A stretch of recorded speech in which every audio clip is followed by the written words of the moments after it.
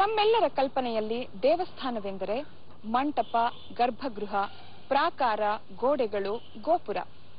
ಆದರೆ ಈ ಗಣಪನನ್ನು ನೋಡಿದಾಗ ಬಯಲು ಆಲಯದೊಳಗೋ, ಆಲಯವು ಬಯಲೊಳಗೋ, ಬಯಲು ಆಲಯವೆರಡು ನಿನ್ನೊಳಗೋ ಎನ್ನುವ ಮಾತು ನೆನಪಾಗುತ್ತದೆ.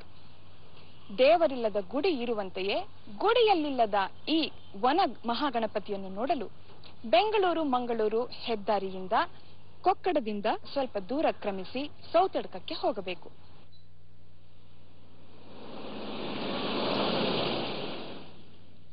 ಆಧುನಿಕತೆಯ ಸೋಂಕಿಲ್ಲದ, ಪೇಟೆಯ ಸದ್ದುಗದ್ದಲಗಳಿಲ್ಲದ ಈ ಪ್ರಶಾಂತ ವಾತಾವರಣದಲ್ಲಿ ಹಸಿರಿನ ನಡುವೆ ಕುಳಿತ ಬಯಲು ಗಣಪ.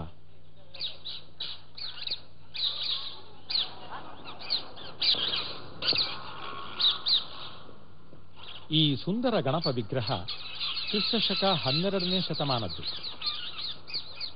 800 ವರ್ಷಗಳ ಹಿಂದೆ ರಾಜನ ಆಳ್ವಿಕೆಯಲ್ಲಿದ್ದ ದೇಗುಲವೊಂದು ಯುದ್ಧ ಕಾಲದಲ್ಲಿ ನಾಶವಾಯಿತು. ಅಲ್ಲಿದ್ದ ಗಣಪ ದನ ಕಾಯುವ ಮಕ್ಕಳ ಆಟದ ವಸ್ತುವಾದ. ಮಕ್ಕಳಾಟದಂತೆ ಗಣಪನನ್ನು ಪೂಜಿಸಿದರು. ತಾವು ತಿನ್ನಲು ತರುತ್ತಿದ್ದ ಸೌತೆಕಾಯಿಯನ್ನೇ ಗಣಪನಿಗೂ ನೈವೇದ್ಯ ಮಾಡಿದರು. ಹೀಗಾಗಿ ಈ ಸ್ಥಳಕ್ಕೆ ಸೌತೆ ತಡ್ಕ ಎನ್ನುವ ಹೆಸರು ಕ್ರಮೇಣ ಸೌತೆ ತಡ್ಕವಾಯಿತು. ಕಾಡಿನ ನಡುವೆ ಇದ್ದ ಗಣಪನಿಗೆ ವನಮಹಾಗಣಪತಿ ಎನ್ನುವ ಹೆಸರೂ ಬಂತು. ಗೋಪಾಲಕರಿಗೆ ಒಲಿದು ಮರದ ನೆರಳಲ್ಲಿ ನಿಂತ ಈ ಬಯಲು ಗಣಪನಿಗೆ ಆಕಾಶವೇ ಛಾವಣಿ, ಗಿಡಮರಗಳ ತಂಗಾಳಿಯೇ ಚಾಮರ ಸೇವೆ. ಈತ ಭಕ್ತಾಧೀನ. ಮನಸ್ಸು ಬಂದಾಗ ಬಯಸಿದ ಹೊತ್ತಿನಲ್ಲಿ ಭಕ್ತರು ಈತನ ದರ್ಶನ ಪಡೆಯಬಹುದು. ಈ ಗಣಪನನ್ನು ಪೂಜಿಸಲು ವೈದಿಕ ವಿಧಾನಗಳು ತಿಳಿದಿರಬೇಕೆಂಬ ನಿಯಮವಿಲ್ಲ. ಪೂಜಾ ದ್ರವ್ಯಗಳು ಇರಲೇಬೇಕೆಂಬ ಕಟ್ಟಳೆ ಇಲ್ಲ. ಶಾಸ್ತ್ರೋಕ್ತವಾಗಿ ಮಾಡಿದ ಪೂಜೆಯನ್ನು ಸ್ವೀಕರಿಸಿದಷ್ಟೇ ಸಂತೋಷದಿಂದ ಭಕ್ತಿಯ ಮಾನಸ ಪೂಜೆಯನ್ನು ಸ್ವೀಕರಿಸುತ್ತಾನೆ ಈ ವನಮಹಾಗಣಪತಿ. ಭಕ್ತಿಗೆ ಲಭಿಸಿದ ಹೂ, ಹಣ್ಣು, ಧೂಪ, ದೀಪವಾದರೂ ಸರಿಯೇ, ಅಥವಾ ಅಲ್ಲೇ ಸಿಗುವ ಹುಲ್ಲು ಗರಿಕೆಯಿಂದ ಭಕ್ತಿಯಿಂದ ಅರ್ಪಿಸಿದರೂ ಆಯಿತು. ಏನಿಲ್ಲದಿದ್ದರೂ ಬರೀ ಪ್ರದಕ್ಷಿಣೆ ನಮಸ್ಕಾರ ಆದರೂ ನಡೆದೀತು. ಹೆಸರಿಗೆ ಅರ್ಚಕರಿದ್ದರೂ ಜಾತಿ ಮತ ಭೇದವಿಲ್ಲದೆ ಭಕ್ತರು ತಮ್ಮ ಕೈಯಾರೆ ತಮ್ಮ ಇಷ್ಟದೇವತೆಯ ಪೂಜೆ ಮಾಡಬಹುದು. ಚಾವಣಿ ಬಾಗಿಲುಗಳು ಬೇಡದ ಸ್ವತಂತ್ರ ಗಣಪ ತನ್ನ ಪೂಜೆ ಮಾಡಲು ಭಕ್ತರಿಗೆ ಅಂತಹುದೇ ಸ್ವಾತಂತ್ರ್ಯ ಕೊಟ್ಟಿದ್ದಾನೆ. ಸೌತೆಡ್ಕದ ಗಣಪನಿಗೆ ಜನಗಳು ಮಾತ್ರ ಭಕ್ತರಲ್ಲ, ದನಗಳು ಕೂಡ ಭಕ್ತರೆನ್ನುವುದು ಇಲ್ಲಿನ ವೈಶಿಷ್ಟ್ಯ. ಮೊದಲಿಗೆ ಗೋಪಾಲಕರಿಂದ ಪೂಜಿಸಲ್ಪಟ್ಟ ಗಣಪನೀತ ಈ ಬಯಲು ಗುಡಿಯ ಸುತ್ತಮುತ್ತ ಗೋಮಂದೆ ಇದೆ. ಆದರೆ ಅದರಲ್ಲಿ ಈ ನಿರ್ದಿಷ್ಟ ಹಸು ಮಾತ್ರ ಮಧ್ಯಾಹ್ನದ ಮಹಾಪೂಜೆಯ ನಂತರ ಸಮಯಕ್ಕಾಗಿ ಕಾಯುತ್ತದೆ. ಪೂಜೆ ಮುಗಿದ ಬಳಿಕ ನೆಟ್ಟಗೆ ಗಣಪನ ಬಳಿ ಬಂದು ಅಲ್ಲಿದ್ದ ನೈವೇದ್ಯಕ್ಕೆ ಬಾಯಿ ಹಾಕುತ್ತದೆ.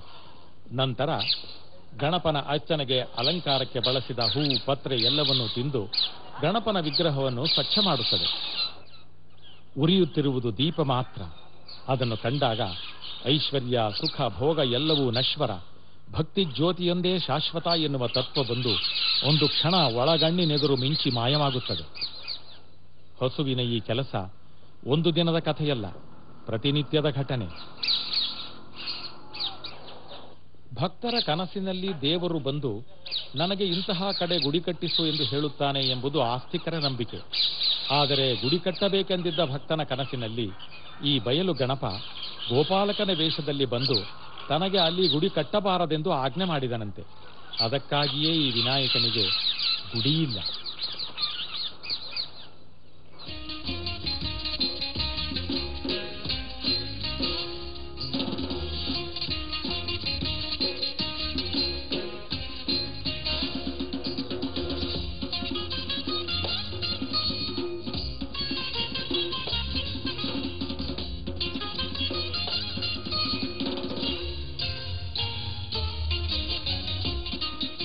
ಈ ಪ್ರಶಾಂತ ವಾತಾವರಣದಲ್ಲಿ ಹಸಿರಿನ ನಡುವೆ ಕುಳಿತ ಬಯಲು ಗಣಪನಿಗೆ ಗಣಪತಿ ಹಬ್ಬದಲ್ಲಿ ವಿಶೇಷ ಪೂಜೆ ನಡೆಯುತ್ತದೆ. ಆಗ ಗುಡಿಯ ನೊಲ್ಲದ ಈ ಗಣಪನಿಗೂ ಗುಡಿ ಕಟ್ಟಿ ನೋಡುವ ಭಕ್ತರ ಇಷ್ಟ ಕೆಲವೊಮ್ಮೆ ಸಿದ್ಧಿಸುತ್ತದೆ. ಆದರೆ ಅದು ಕಲ್ಲು ಮಣ್ಣಿನಿಂದಾದ ಗುಡಿಯಲ್ಲ, ಸುಂದರವಾದ ವಿವಿಧ ವರ್ಣಗಳ ವೈವಿಧ್ಯಮಯ ಜಾತಿಯ ಸುವಾಸಿತ ಮೋಹಕ ಪುಷ್ಪಗಳಿಂದ.